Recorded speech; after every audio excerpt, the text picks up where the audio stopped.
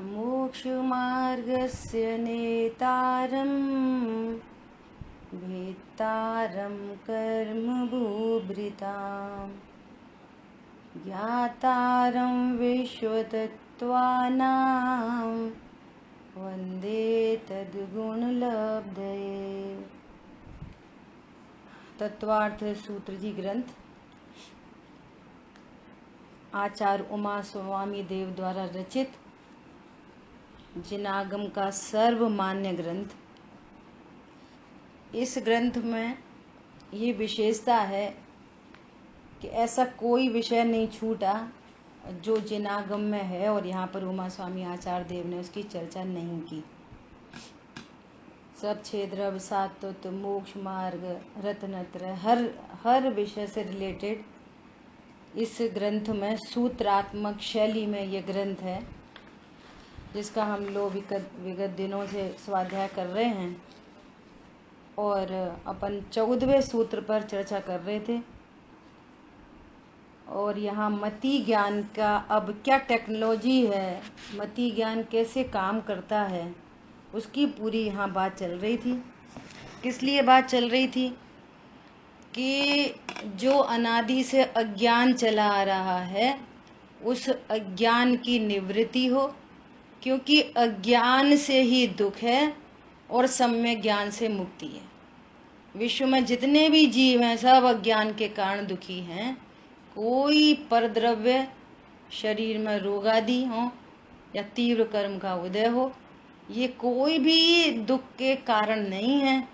एकमात्र अपनी अज्ञानता, वो अज्ञानता भी क्या है कि अपने को जीव नहीं जानना, परिपूर्ण नहीं जानना, शुद्ध नहीं जानना, और जो शरीर सापेक्ष परद्रव्य हैं उनमें इष्ट अनिष्ट की कल्पना होना, ये सब अज्ञानता है। इससे ये जीव अनंत दुखी है, थोड़ा बहुत नहीं, अनंत दुख है, अनंत आकुलता है, अनंत टेंशन है ना। तो बात चल रही थी 14वें सूत्र में, बहुत ही महत्वपूर्ण बात चल रही थी कि जो मति ज्ञान है उसमें इंद्रियां और मन निमित्त होते हैं। बात ये चल रही है कि ज्ञान आत्मा का गुण है। जैसे चीनी नामक एक द्रव्य, उसमें एक रस गुण है और रस गुण की जो पर्याय है, अवस्था है, वो मिठास है। ऐसे ही आत्मा नामक एक द्रव्य, उसमें ज्ञान गुण और ज्ञान की जो पर्याय हैं उनके नाम हैं मति ज्ञान, श्रुत ज्ञान, अवधि ज्ञान, मनपर्य ज्ञान और पूर्ण शुद्ध केवल ज्ञान, जो ज्ञान अनंत और सिद्ध भगवंतों को होता है। तो ये कह रहे हैं कि जो मति ज्ञान है, संसारी सर्व संसारी जीवों को मति शुद्ध ज्ञान होता है।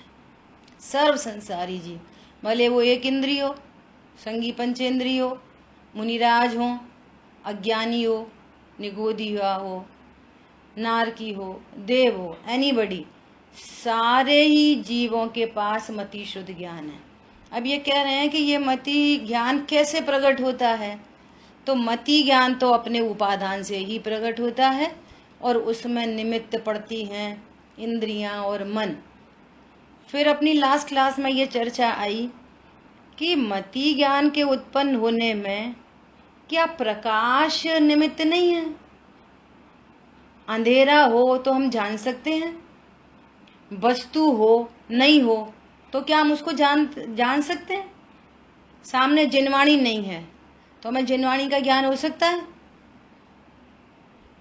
अंधेरा हो, यहाँ पे एकदम से अंधेरा, तो हमको ज्ञान हो सकता है?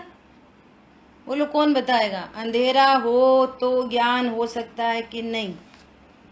हो सकता है, हो सकता है दीदी, क्योंकि अंधेरे का ज्ञान हो रहा ना, इसलिए।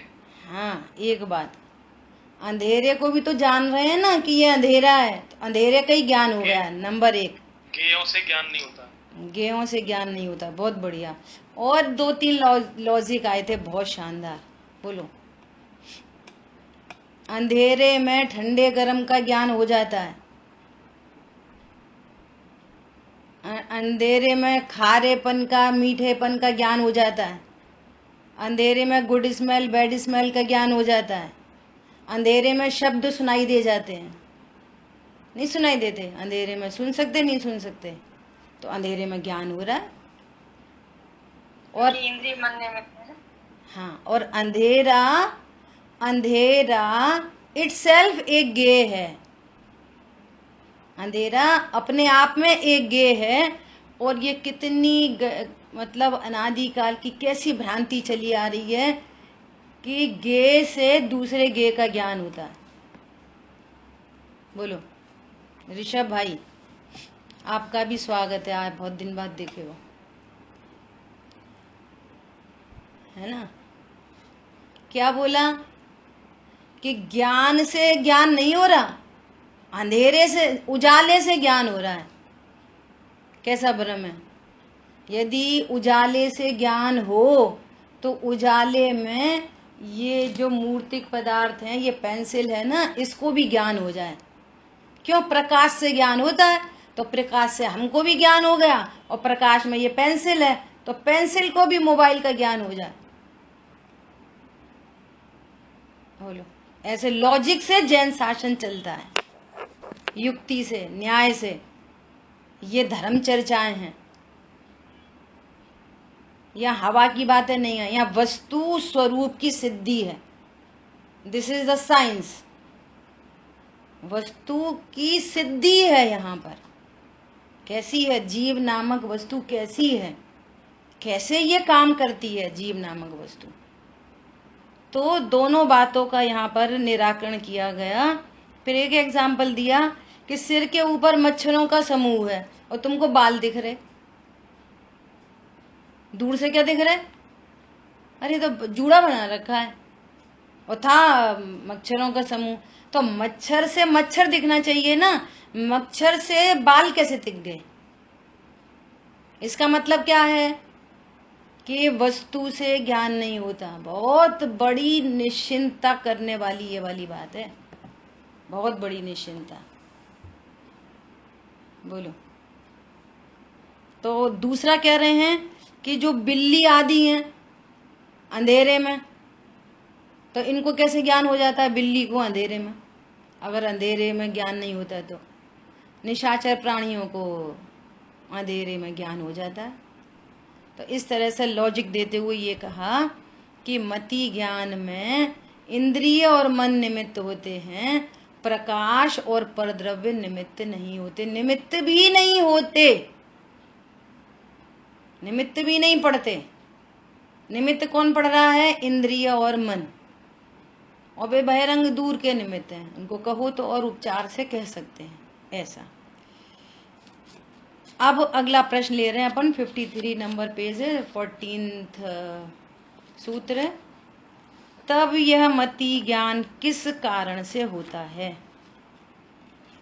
ये चर्चा हो गई थी क्या अपनी? अभी नहीं होती है। देखो क्या कह रहे हैं, छायोपशमिक ज्ञान की योग्यता के अनुसार ज्ञान होता है। जैसे चीनी की मिठास अपने ही कारण से होती है, किसी परद्रव्य के कारण मिठास नहीं होती, इसी प्रकार छायोपशमिक ज्ञान की जो पर्याय उत्पन्न होती है वो अपनी योग्यता को लेकर उत्पन्न होती है। वो ज्ञान किस ज्ञेय को जानेगा, ये अनादि अनंत फिक्स है। वो अपनी योग्यता के अनुसार होता है कि अब इस ज्ञान में क्या ज्ञेयाकार बनने जा रहा है, और उसमें निमित्त पड़ेगा इंद्रियां और मन, और नियामक कारण कहेंगे तो ज्ञानावरणी कर्म का क्षयोपशम, ये निमित्त पड़ रहे हैं। तो योग्यता के अनुसार होता है नंबर 1, ज्ञान होने का यह कारण है, ज्ञान के उस क्षयोपशम के अनुसार यह होता है, वस्तु के अनुसार नहीं। वस्तु के अनुसार ज्ञान नहीं होता। कैसी गजब की बात है, हमको दिन भर क्या दिख रहा है? मोबाइल है तो मोबाइल का ज्ञान हो रहा, जिनवाणी है तो जिनवाणी का ज्ञान हो रहा, सुन रहे हैं तो सुनने का ज्ञान हो रहा। वो बहुत गंदी स्मेल आ रही थी वहां पे, इसलिए हमें ज्ञान हुआ। इधर से लगाओ, इधर उपादान था और वहां वो निमित्त था, इधर उपादान था तो वहां वो निमित्त था, इधर उपादान था वहां वो निमित्त। इधर से लेनी है बात को। अनादि से हमको निमित्ताधीन दृष्टि है, हम उधर से उस एंगल से देखते हैं हर बात को, अपने स्वभाव से कभी नहीं देखा है ना, वस्तु के अनुसार नहीं। इसके बहुत सारे लॉजिक अपन पहले चर्चा कर चुके थे। सामने ही पेंसिल पड़ी है और अपन कह रहे देखो देखो वो पेंसिल पड़ी है, जरा उठा दो उठा दो। सामने वाला व्यक्ति कह रहा कहाँ है, हमें दिख ही नहीं रही। पेंसिल है और दिख नहीं रही। सामने अलमारी में रुमाल रखा है, अरे वो रुमाल देना, अरे आपकी अलमारी में एकदम फ्रंट में रखा है, सामने खड़े हैं अलमारी के, रुमाल ही नहीं दिख रहा। इसका मतलब क्या है, रुमाल है तो ज्ञान होना कंपलसरी नहीं, उस संबंधी क्षयोपशम है तो उसका ज्ञान होना कंपलसरी है। उल्टा कर लो, क्षयोपशम है और वस्तु नहीं है और ज्ञान हो रहा है, वस्तु नहीं है और ज्ञान हो रहा है। बोलो होता कि नहीं होता? अभी वस्तु नहीं है, सामने वो जिनवाणी है नहीं और वो पेज पे वो लिखा है, वस्तु नहीं है और ज्ञान हो रहा है। दिख रहा है वो पेज, एकदम स्पष्ट दिख रहा है वो पेज। ये इंजीनियर्स बिल्डिंग, कोई बिल्डिंग है ही नहीं और पूरा ब्लूप्रिंट उनके पेपर में होता है। बिल्डिंग तो है ही नहीं, बिल्डिंग का ज्ञान हो रहा है। बोलो और समझ लो लड़ाई झगड़े में कैसे काम आते हैं। किसी ने कुछ बोला ही नहीं और यहाँ पर ऐसा लग रहा है उनने इंटेंशनली हमको ऐसा बोला, वो ऐसा सोच रहे होंगे हमारे बारे में। उन सामने वाले ने सोचा ही नहीं और हम सोच रहे हैं, उसने बोला भी नहीं और हमको ज्ञान हो रहा है कि वो ऐसा सोच रहा होगा हमारे बारे में। बोलो बिना वस्तु के ज्ञान हो रहा है कि नहीं हो रहा? समझ में आई बात? सो वस्तु से ज्ञान होता हो ऐसा नहीं है। ज्ञान की पर्याय में जो ज्ञान उत्पन्न होना है, जो ज्ञेयाकार उत्पन्न होना है, वही उत्पन्न होता है, वही मूल में नियामक कारण है। और निमित्त रूप से ज्ञानावरणी कर्म का क्षयोपशम और दूसरे निमित्त रूप से इंद्रिय और मन, और बाकी तो वे सब बहुत दूर के पदार्थ हैं, उनकी उपस्थिति होती भी है और नहीं भी होती, ऐसा। इसलिए यह निश्चित समझना चाहिए कि बाह्य वस्तु ज्ञान के होने में निमित्त कारण नहीं है। आगे 9वें सूत्र में इस न्याय को सिद्ध किया है। बाह्य वस्तु ज्ञान होने का नियामक कारण नहीं है। इस बात को समझने से हमारे को क्या लाभ होगा बताओ, कौन बताएगा? ये वाली बात हमने समझ ली, अब इस बात से हमें क्या लाभ होगा समझने से? बोलो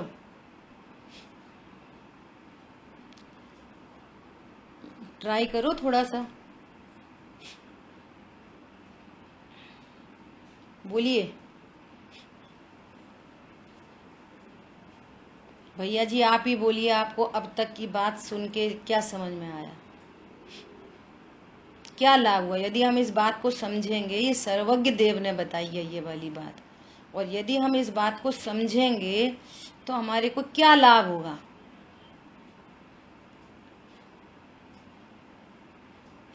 ऋषभ बोलो।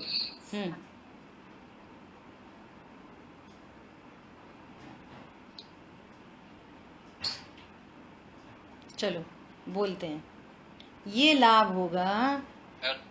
हाँ बोलिए राजन। आगम में जो लिखा संसार का वर्णन 3 लोग, तो अपन को ज्ञान हो सकता है, हो जाता है ना, अपन को आ जाता है, ऐसा ही है जो सर्व की सिद्धि होती है। ये होता है कि निर्वाणी में वो सही है कि फिर ये हो जाता तत्वों का निर्णय है कि पर से कुछ नहीं होता है, पर नहीं होती। ये सही है बात। तो अपना अच्छा। अपने आत्मा का भी होता ना फिर कि मैं स्वरूप ही हूँ, गायक हूँ।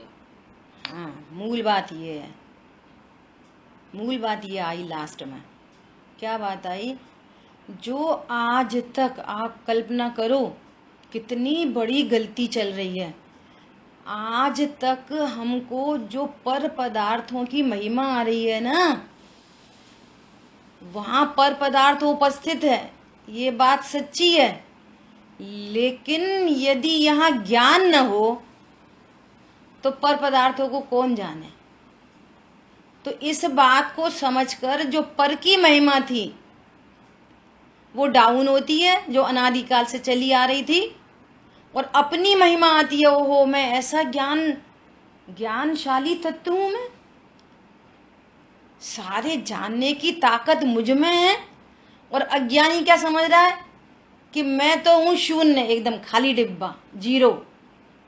ये कितना अच्छा, वो कितना अच्छा, वो कितना वो अच्छा, ये खराब, ये अच्छा। अरे ज्ञान अच्छा कि पर पदार्थ अच्छा? कौन अच्छा? एग्जाम्पल है, दृष्टांत एकदम सरल। बोलो, हम ताजमहल देखने गए तो क्या दिखता है? वाह ताज। वाह ताज है कि वाह ज्ञान है? बोलो। ज्ञान। उस ताजमहल को बनाने वाला ज्ञान वाह ज्ञान है, या आज हमारे ज्ञान में वो समझ में आ रही है वो कितना सुंदर? तो ज्ञान सुंदर है, ताजमहल था नहीं, और गया कार उस ज्ञान में बना और वो पूरी प्रोसेसिंग हो गई। तो वाह ताज की वाह ज्ञान, नंबर एक। नंबर दूसरी बात, ज्ञान बड़ी चीज है। भैंस को खड़ा कर दो या छोटे मेंटली रिटायर्ड किसी को खड़ा कर दो, छोटे से बच्चे को खड़ा कर दो, वो भैंस बोलेगी वाह ताज। क्यों? ताजमहल तो अच्छा है, और अच्छी चीज है, अच्छे का ज्ञान होना चाहिए सबको। अरे भैया, ज्ञान से ज्ञान होता है, पर पदार्थों से ज्ञान नहीं होता। महिमा ज्ञान की है, महिमा पर पदार्थों की नहीं है। वे तो क्या हैं? जड़ पर झुक झुक जाता चेतन।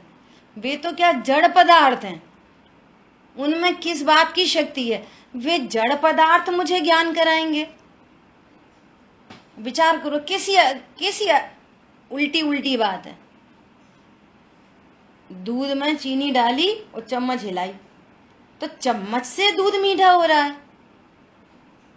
दूध के मीठे का कारण चम्मच है कि चीनी है? मिठास चीनी में है कि चम्मच में है? बच्चा कह रहा कि मम्मी ने दूध मीठा करा था, तो मम्मी ऐसे ऐसे घुला रही थी, तो मैंने पूछा मम्मी क्या कर रही? मम्मी बोली कि दूध मीठा कर रही। एक दिन मम्मी चली गई मंदिर, बच्चे ने दूध लिया और चम्मच ली और चम्मच को ऐसे ऐसे हिला रहा। अब पी के देख रहा वो मीठा ही नहीं हो रहा, वस्तु ही नहीं है, मिठास नामक वस्तु नहीं है, ऐसे ज्ञान नामक वस्तु नहीं है। पर पदार्थ से ज्ञान होगा? नहीं हो सकता।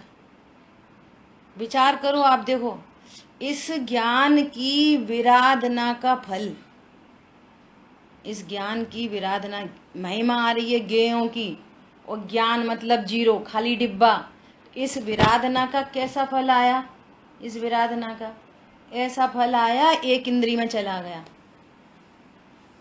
और सुनो, एक कह रहे ना, मति ज्ञान में निमित्त इंद्रिय और मन है। अब वो गुलाब का फूल है ना, गुलाब का फूल, तो उसमें निमित्त कौन है? एक इंद्री में निमित्त कौन है? इंद्रियां। तो उसके पास अकेली स्पर्शन इंद्री है। देखो, गुलाब का फूल इटसेल्फ है, अपने कोई नहीं देख सकता कि मैं गुलाबी रंग का हूं, रेड कलर का हूं। क्यों? चक्षु इंद्री नहीं है। तो निमित्त कौन है? चक्षु इंद्री। स्पर्शन इंद्री का ज्ञान हो रहा है, ठंडा गरम हल्का भारी, ये ज्ञान हो रहा है। गुलाब के फूल के पास घ्राण इंद्री नहीं है। घ्राण इंद्री नहीं है तो खुद की स्मेल कैसी है? दुनिया कह रही है रोज की स्मेल, रोज की स्मेल, रोज की स्मेल, और रोज को पता नहीं है मेरी क्या स्मेल है। क्यों? क्यों नहीं पता? कौन बताएगा? रोज को अपनी खुद की स्मेल नहीं पता, रोज को अपने खुद का कलर नहीं पता। क्यों? इंद्रियां नहीं है। इंद्रियां नहीं है, बहुत बढ़िया, इंद्रियां ही नहीं है। क्यों? ज्ञान में निमित्त इंद्रियां हैं, बाकी दूसरी चीज है नहीं। चक्षु इंद्रिय नहीं है, इसलिए इंद्रियां नियामक कारण है। ये वाली बात बताई जा रही है। ज्ञान की योग्यता और उसमें वो इंद्रिय निमित्त। ज्ञान की और बड़ी बात क्या है? ज्ञान की योग्यता। ज्ञान की योग्यता, जैसे जिस ज्ञान में ऐसा गेयाकार बनने जा रहा है, कोई स्मेल आ रही है बहुत अच्छी सी, लग रहा है कोई के घर में बेसन के सेब बन रहे हैं, ऐसा पर्टिकुलर एकदम, देखो ज्ञान की शार्पनेस, पर्टिकुलर पहचान लेता है ज्ञान। ऐसा लग रहा है कोई क्या बेसन के सेब बन रहे हैं, तो वो जानने वाला तो एक ही है। अब गेयाकार देखो, गेयाकार पूर्व से फिक्स था कि इस समय इतने बज के इतने सेकंड पे मिनट पे बेसन संबंधी ज्ञान होगा। बोलो हमारा ज्ञान ये स्वीकार कर लेता है। और उसमें वो जो किसी के घर से आ रही है स्मेल, वो उसमें निमित्त पड़ रही है, दूर की निमित्त है वो। और यहाँ पर वो ज्ञान ने तुरंत किसको निमित्त बना लिया? घ्राण इंद्रिय। उस समय निमित्त कौन पड़ जाएगी? घ्राण इंद्रिय। इस बात को और अपन भली प्रकार से कैसे समझें कि एक हॉल है बहुत बड़ा, और हॉल में 5-6 खिड़कियां हैं, हॉल में 6 खिड़कियां, दृष्टांत है, और व्यक्ति एक है, आदमी एक है, खिड़की 6 है। तो अब वो क्या करेगा? आदमी तो एक ही है, जिस खिड़की पर जाएगा उस खिड़की संबंधी ज्ञान हो जाएगा। अब व्यक्ति एक ही है, ऐसे ज्ञान स्वरूपी भगवान आत्मा एक ही है, और इंद्रियां हैं 6, 5 इंद्रिय और 1 मन। जिस संबंधी ज्ञान होना होता है पूर्व से सुनिश्चित फिक्स्ड, वो इंद्रिय अपने आप सन्मुख हो जाती है और बाहर के पर पदार्थ हो जाते हैं। बोलो इतनी गजब की टेक्नोलॉजी है, और आज तक हम क्या समझ रहे थे और वस्तु स्वरूप कैसा है। क्लियर हो गई सबको?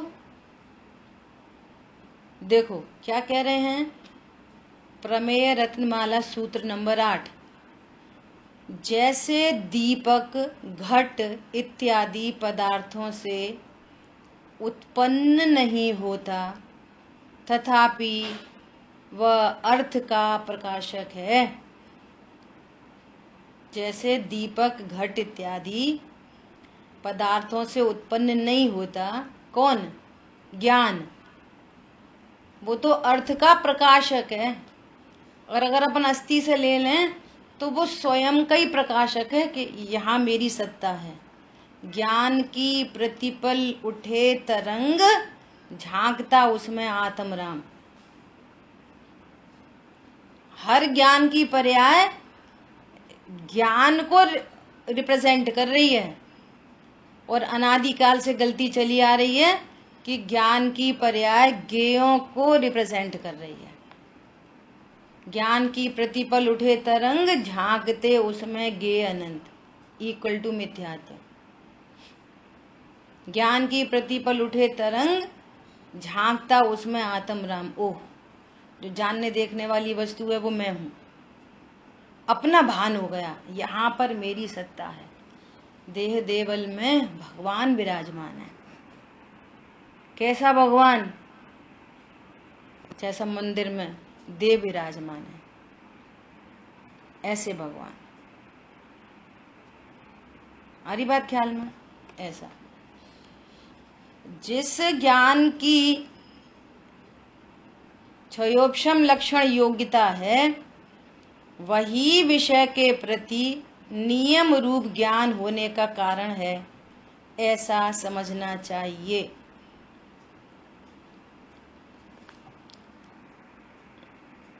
भाई आगे बढ़ते हैं। तो क्या कह रहे हैं जिस ज्ञान की क्षयोपशम लक्षण योग्यता है। देखो ये बहुत इंपॉर्टेंट बात। क्या इंपॉर्टेंट बात? क्षयोपशम लक्षण योग्यता। ज्ञान की जैसी योग्यता है वही विषय के प्रति नियम रूप ज्ञान होने का कारण है, ऐसा समझना चाहिए। जो वाली बात अपनी पहले हो गई कि जो भी कोई ज्ञान होता है वो उसकी अपनी उस समय की क्षयोपशम लक्षण योग्यता है। इसको सरल भाषा में बोलें कि वो अपने ज्ञेयाकार को लेकर ही उत्पन्न होता है ज्ञान। ये प्रमेय रत्नमाला सूत्र नंबर 9 है ना, जो परीक्षा मुख आदि सूत्र है ना, इनकी और जो टीकाएं की हैं आचार्य भगवान ने, वहां से यहाँ पर राम जी भाई ने कोड किया है। देखो, जब आत्मा के मति ज्ञान होता है तब इंद्रियां और मन दोनों निमित्त मात्र होते हैं। वह मात्र इतना बतलाता है कि आत्मा उपादान है। देखो कितनी गजब बात है। उपादान कौन है? आत्मा। आत्मा मतलब उस समय की ज्ञान की पर्याय। निमित्त अपने में, निमित्त में 100% काम करता है, किंतु वह उपादान में अंश मात्र कार्य नहीं करता। ये निमित्त उपादान का जो कॉम्बिनेशन है ये एकमात्र जिन शासन की देन है। ये सर्वज्ञ भगवान ने निमित्त नैमित्तिक संबंध का हमको ज्ञान कराया है। कैसा निमित्त नैमित्तिक संबंध है कि निमित्त की उपस्थिति अनिवार्य है, अनिवार्य है निमित्त की उपस्थिति, परंतु वो निमित्त उपादान में कुछ कर सकता नहीं। निमित्त 100% उपस्थित होगा, 100%, लेकिन कुछ करता नहीं। यही स्यादवाद है। लेकिन इस बात को जो समझ नहीं पाते, योग्यता है उनके ज्ञान की, तो वो दो तरीके से गलत डायरेक्शन में चले जाते हैं। क्या गलत डायरेक्शन में जाते हैं? या तो निमित्त को कर्ता जानते हैं, अच्छा कर्ता नहीं जानते तो कुछ ना कुछ हेल्प करता है, something pushing, something helping, something सहायक है, समथिंग साधक है, कुछ ना कुछ लगार रह जाएगी, कुछ ना कुछ। नंबर 1। और दूसरी गलती, तो फिर निमित्त की जरूरत क्या है? निमित्त की जरूरत ही क्या है? जब वो कुछ करता ही नहीं है तो निमित्त की जरूरत ही क्या है? तो या फिर निमित्त को ही हटा देंगे। तो दोनों सर्वज्ञ शासन से बाहर हैं। क्या बोला? निमित्त की 100% स्वीकृति, 100% उपस्थिति और उपादान में कुछ करता नहीं, इसका नाम जिन शासन है। इससे बहुत सारे समाधान निकलते हैं। स्वभाव और विभाव का भेद ज्ञान होता है। कोई भी कार्य उत्पन्न हो, एनी कार्य, वो 5 समवाय पूर्वक होता है। 5 समवाय में सेंट्रलाइज कर रहे हैं तो निमित्त उपादान। और उपादान कैसे पता चले कि ये काम किससे हुआ, कौन उपादान है कौन निमित्त है, कैसे पता चले?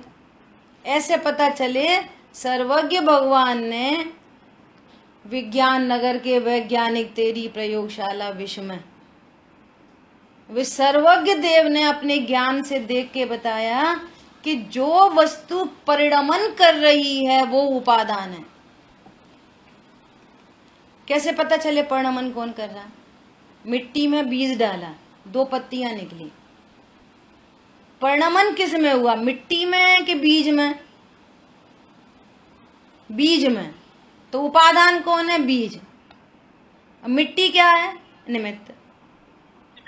अच्छा, अब मिट्टी ने बीज में कुछ हेल्प नहीं करी। अच्छा, मिट्टी हेल्प करती है, एक बट्ठर बीज डाल दिया, वो तो उगा ही नहीं। हमने 4 बीज एक साथ डाले थे, 3 बीज निकल गया, 1 निकला नहीं।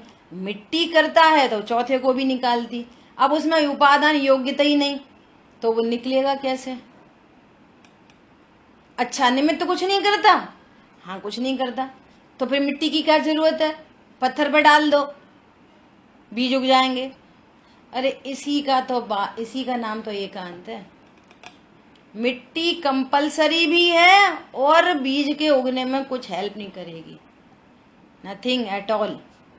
और उपस्थिति अवश्य करेगी, कुछ नहीं। तो ये दो गलतियां होती हैं। या तो फिर निमित्त को हम मानेंगे ही नहीं, मानेंगे ही नहीं। जैसे गुरुदेव श्री ने बहुत चर्चा की कि भैया कर्म से राग नहीं होता, तो निमित्त का ज्ञान नहीं था उनको, निमित्त की स्वीकृति नहीं थी उनको।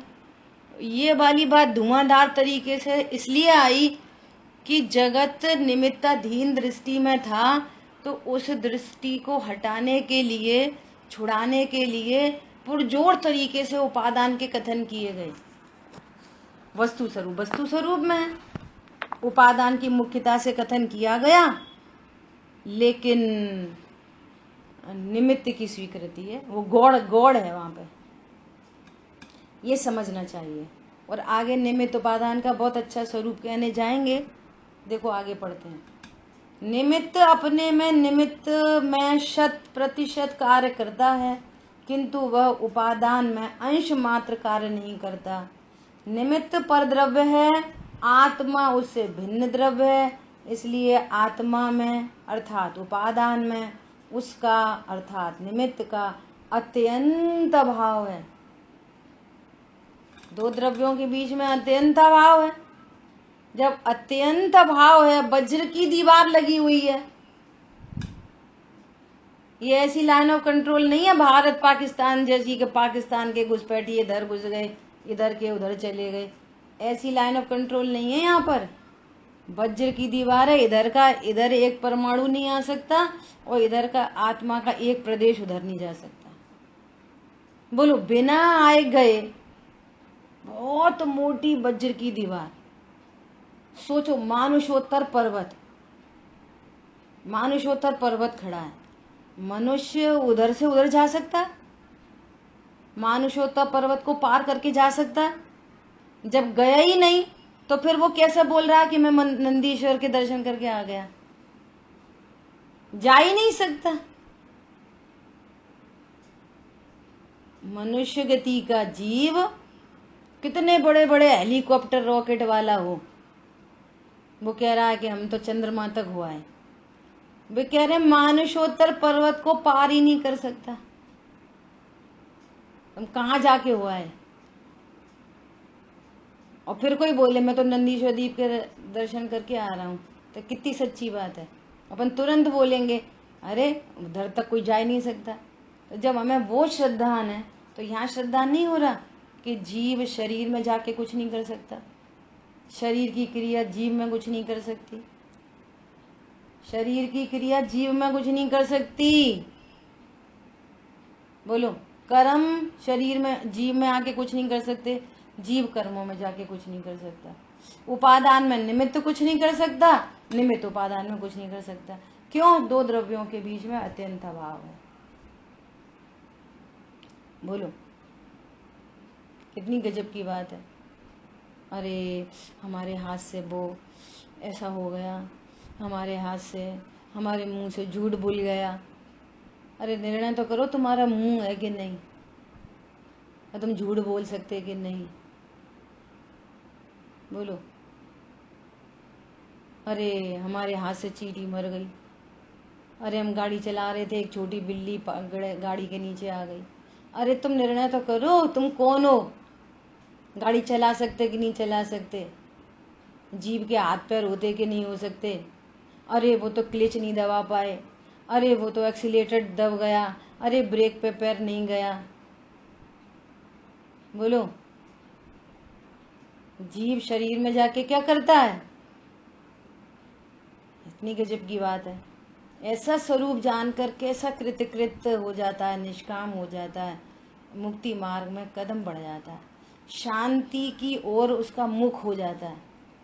अनादिकाल से फेसिंग टुवर्ड्स अज्ञान, दुख, ये स्वरूप समझ के फेसिंग टुवर्ड्स सुख। बोलो सुख और दुख के बीच में बस फेसिंग का अंतर है बस। ये समझ रहा है बहुत गाड़ी ले आओ, बंगला ले आओ, सबको अपने अनुकूल करो, फलाना करो, ढिकाना करो, सुखी हो जाएंगे, हम होंगे कामयाब एक दिन। और लास्ट में क्या निकलता है? एक था राजा, एक थी रानी, दोनों मर गए, खत्म कहानी। लास्ट ये एंड पॉइंट ये निकलता है। देख लो जितने जितों को सोचा था कि वे सुखी वे सुखी। ये कह रहे हैं एक द्रव्य दूसरे द्रव्य के क्षेत्र में घुस नहीं सकता, इसलिए निमित्त उपादान का कुछ नहीं कर सकता। उपादान अपने में अपना कार्य स्वतः 100% कर सकता है, 100%। कोई कठपुतली नहीं है उपादान किसी निमित्त की। मति ज्ञान परोक्ष ज्ञान है, यह 11वें सूत्र में कहा है। वह परोक्ष ज्ञान है, इसलिए उस ज्ञान के समय निमित्त की स्वतः है, उसके अपने कारण से उपस्थिति होती है। वो निमित्त हमारी वजह से नहीं आता। कथन चलते हैं बहुत, शेर को सम्यक दर्शन होना था तो मुनिराज शेर को संबोधन करने आए। नो, मुनिराज अपने राग के कारण आए, अपने से आए, इसके लिए नहीं आए। कोई किसी के लिए कुछ करता ही नहीं है। उपचार के कथन चलते हैं बहुत सारे। वर्तमान योग की शैली ऐसी है, इसके कारण ये, इसके कारण ये। शेर का उपादान अपने से था। अच्छा, मुनिराज नहीं आते मान के चलो, तो शेर को सम्यक दर्शन होता कि नहीं होता? बोलो। निमित्त तो आते ही आता, अगर उसका उपादान है तो निमित्त अवश्य उपस्थित होता ही होता। ये आंसर ऐसा नहीं, शेर को सम्यक दर्शन होना था तो वो तो होता ही होता, तो वो होता ही होता तो निमित्त भी होता ही होता। इसका नाम स्यादवाद है। होता ही होता, निमित्त भी होता ही होता। ऐसा नहीं हो सकता कि निमित्त नहीं होता। लेकिन निमित्त वो मुनिराज शेर के लिए नहीं आए, ये और बहुत उससे ऊपर की बात है। मुनिराज को राग की उत्पत्ति थी तो वो अपने राग के वश आए, न कि शेर के वश आए। शेर के लिए नहीं आए। सब जगह लगा लेना, हर जगह। चलो अपन अपनी बात करें कि आप हमें पढ़ाते हो ना, आप हमें पढ़ाते हो ना, तो हम आपके लिए नहीं आए। इधर ही राग उत्पन्न होता है, वो राग से प्रेरित होता है जीव। राग से, स्वयं अपने राग से प्रेरित होते हुए उसको ऐसा भाव उत्पन्न होता है, वो उस भाव राग से प्रेरित है। कोई जीव किसी के लिए कुछ नहीं करता। घरों में लड़ाई हो जाती है ना आपस में, तो वैसा बोलते हैं, ठीक है भाई बात नहीं सुनते, हम तुमसे कुछ नहीं बोलेंगे, कभी नहीं बोलेंगे।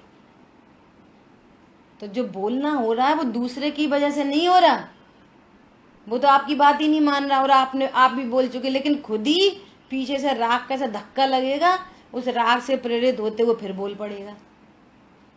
आपने हमसे बोला ना, हम तुम्हारी बिल्कुल हेल्प नहीं करेंगे, तुम्हारा कोई काम नहीं करेंगे, और फिर वो काम करने जा रही बहू, अब पता नहीं चाशनी ढंग से बनाई कि नहीं बनाई, बर्फी जमेगी कि नहीं जमेगी, तो वो चट के पहुंच जाएगी सास। क्यों? वो अपनी राग से प्रेरित है, वो बहू की वजह से नहीं जा रही, कोई अन्य की वजह से कुछ नहीं कर रहा, वो खुद ही अपने राग से प्रेरित है। इसलिए उपादान निमित्त में, निमित्त उपादान में कुछ नहीं करता। ऐसा कोइंसिडेंस है, दो पैरेलल लाइन चल रही है पटरी की, रेल की पटरी की तरह। निमित्त अपने से परिणमित होते हुआ जा रहा है, उपादान अपने से परिणमित होते हुए जा रहा है, और एक काल प्रत्याशक्ति है, पर कोई किसी के लिए, कोई किसी के लिए कुछ नहीं कर रहा। इतनी अद्भुत बात है। क्या बोल रहे हैं? इसलिए उस ज्ञान के समय निमित्त की स्वतः, उसके खुद के निमित्त अपने कारण से उपस्थित होता है। अच्छा, अपन को जीव के केस में तो ऐसा लगता है कि हम बुद्धिपूर्वक गए, हमारा मन था, हमें उनको समझाया, ये जीव को तो ऐसा लगता है। पुद्गल में कौन कौन किसके लिए क्या क्या करता है, सूरज अपने से अपने लिए उत्पन्न होता है कि मुर्गे को जगाने के लिए, किसी को ऑफिस भेजने के लिए, किसी को रसोई में जाने के लिए, फूलों को खिलाने के लिए, वाटर जो वो पानी है उसको वाटर वेपर बनाने के लिए, काय के लिए? सूरज के तुम्हारे गेहूं सुखाने के लिए, मटका सुखाने के लिए, कुम्हार के लिए, बहन जी के लिए, भाई साहब के लिए, किन के लिए निकला है सूर्य? अपने लिए, अपने कारण से स्वतः उत्पन्न हुआ। अब जितने हैं उसकी निमित्तता में वो सनफ्लावर खिल गए। कौन सा खिला? जिसमें खिलने की योग्यता थी वो खिला, तो वो निमित्त माना गया। और जो इमेच्योर कलियां थी वे तो खिली नहीं, सूरज तो उपस्थित था। मैच्योर कली तो खिली, इमेच्योर कहाँ खिली? सूर्य निमित्त होता तो उस वृक्ष की सारी कली खिल जानी चाहिए थी, सारी तो नहीं खिली। क्यों? उनमें उपादान ही नहीं था खिलने वाला। जिनमें उपादान था वे खिल गई। तो बोला सूरजमुखी सूर्य के निमित्त में खिलता है। सूर्य ने फूल को खिलाया। सूर्य किन के लिए आया? एक कुम्हार कह रहा है अरे भैया सूरज निकल आया, हमारे मटके सूख गए, तो वो कह रहा वो सूरज को निमित्त कह रहा।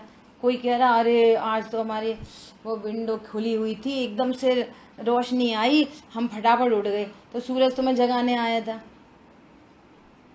वो हर निमित्त अपने से अपने लिए परिणमन कर रहा है, और वहां पे जो उपादान, जिसकी जैसी उपादान योग्यता है, वो अपने से परिणमन कर रहा है। कोई किसी का कारण नहीं। समझ में आई बात? भगवान की दिव्य धनी सर्वांग से अपने लिए खिल रही है। जिन जीवों ने उस दिव्य धनी को निमित्त बनाया, जिनकी उपादान योग्यता थी, तो क्या भैया केवली शुद्ध केवली के पाद मूल में छायक सम्यक तो ले लिया, तो भगवान ने दे दिया। और एक मंकली गौशाल उठ के चले गए तो भगवान ने उनको क्रोध दे दिया। बोलो एक निमित्त क्या क्या करेगा ऐसा। किंतु निमित्त आत्मा में कुछ नहीं कर सकता, यह बतलाने के लिए यह सूत्र नहीं कहा है। यदि निमित्त आत्मा में कुछ करता होता तो वह निमित्त स्वयं ही उपादान हो जाता। ठीक है?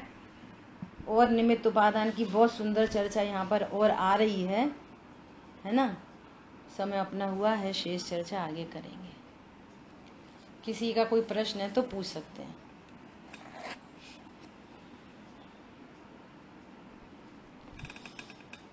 जिन वाणी के ज्ञान से सूझे लोकालोक, सो वाणी मस्तक न सदा दे तुम्हारे। बोलिए द्वारपाल जिन वाणी माता की जय। जय जिनेंद्र सभी को। जय जिनेंद्र।